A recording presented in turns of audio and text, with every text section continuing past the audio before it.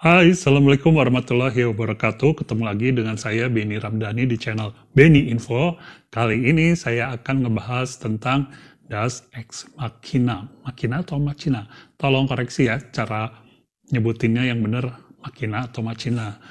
Oke, kenapa saya harus bahas ini? Karena ini adalah salah satu kambing hitam dalam cerita yang nggak asik ya, cerita yang buruk lah bilang aja gitu.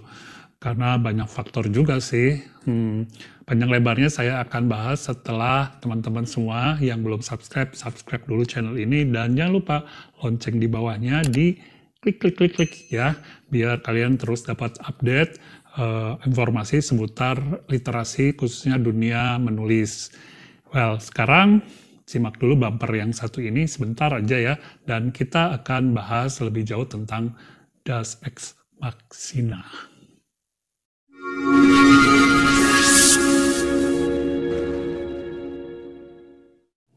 Oke, Deus Ex Machina ini jelas bukan dari bahasa Indonesia, bukan bahasa Sunda, bukan bahasa Jawa. Pada saat itu ada teater ya, seni teater, dan biasanya terakhirnya itu endingnya si tokohnya itu terbang gitu ya, melayang, diangkat ke atas, ke langit oleh dewa-dewa atau Tuhan seperti itu ya. Dan muncullah istilah Deus Ex Machina atau berkat pertolongan dewa-dewa atau Tuhan seperti itu. Nah, sehingga di kita juga diserap menjadi kadang-kadang ya itu ujuk-ujuk. Dulu mungkin oke ya, tapi kalau sekarang orang kadang-kadang merasa kesal jika sebuah konflik diselesaikan dengan mudah. Benar nggak? Nah, dalam sastra modern atau literasi modern, Deus Ex Machina ini adalah cara untuk menyelesaikan konflik dalam plot dengan menggunakan karakter atau elemen luar yang belum muncul dalam cerita dan tidak ada hubungan dengan logika internal. Contohnya kayak gini, ada orang tenggelam, dia udah kepayahan, tiba-tiba diselamatkan oleh Putri Duyung atau diselamatkan oleh alien kayak gitu. Padahal sebelumnya tidak diceritakan tentang Putri Duyung atau alien gitu. Ujuk-ujuk datang. Kenapa hal seperti ini muncul ya? Karena pemahaman penulisnya tentang ending yang belum belum mengerti banget ya bahwa konflik itu harus diselesaikan dengan cara yang masuk akal ya, dan biasanya ini penulisnya frustasi karena tidak menemukan ide yang cemerlang. Kisah dengan Deus Ex Machina ini tidak hanya terjadi pada dongeng, pada sastra atau fiksi realitas yang bercerita tentang kehidupan sehari-hari juga sering kita temukan. Misalnya ketika ada cerita tentang detektif yang menyelidiki satu kasus kriminal gitu ya, dia udah pontang-panting, udah kesana kesini, nggak taunya di endingnya diselesaikan dengan pengakuan tetangga dia menyerahkan diri. Padahal sepanjang cerita tetangganya itu tidak disebutkan sama sekali.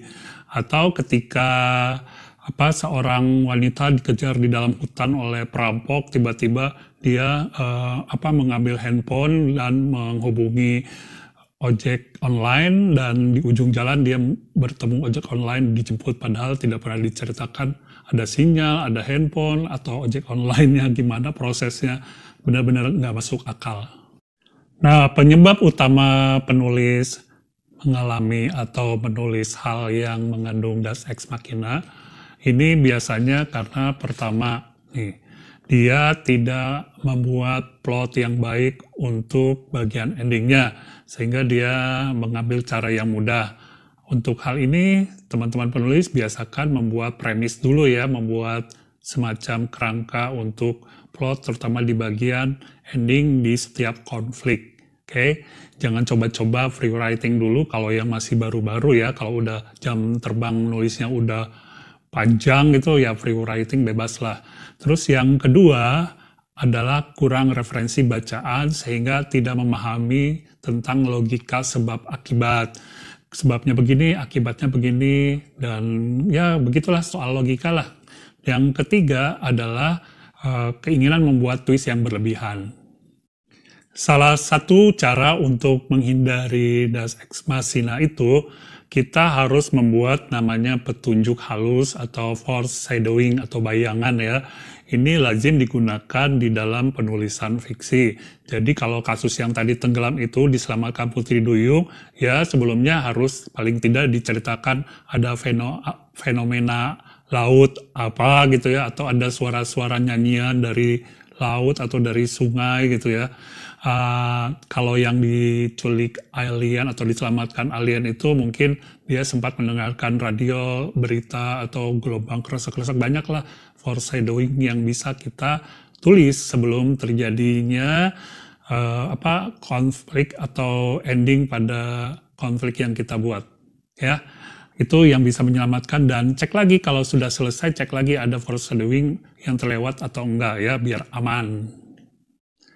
Nah, segitu aja dulu bahasan tentang Deus Ex Machina. Nanti kita buat lagi bahasan tentang ini kalau ada pertanyaan di kolom komentar ya.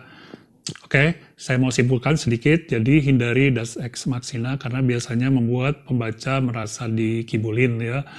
Caranya ya kita harus membuat foreshadowing atau bayangan atau petunjuk halus di dalam setiap cerita yang berhubungan dengan ending sebuah konflik ya. Oke, semuanya sudah paham, silahkan dipraktikkan, dan setelah ini jangan lupa untuk subscribe channel ini yang belum. Saya akan bahas tema lain juga kalau ada pertanyaan dari teman-teman di kolom komentar ya, karena itu banyak banget membantu saya untuk mencari tema. Terima kasih semuanya, Assalamualaikum warahmatullahi wabarakatuh.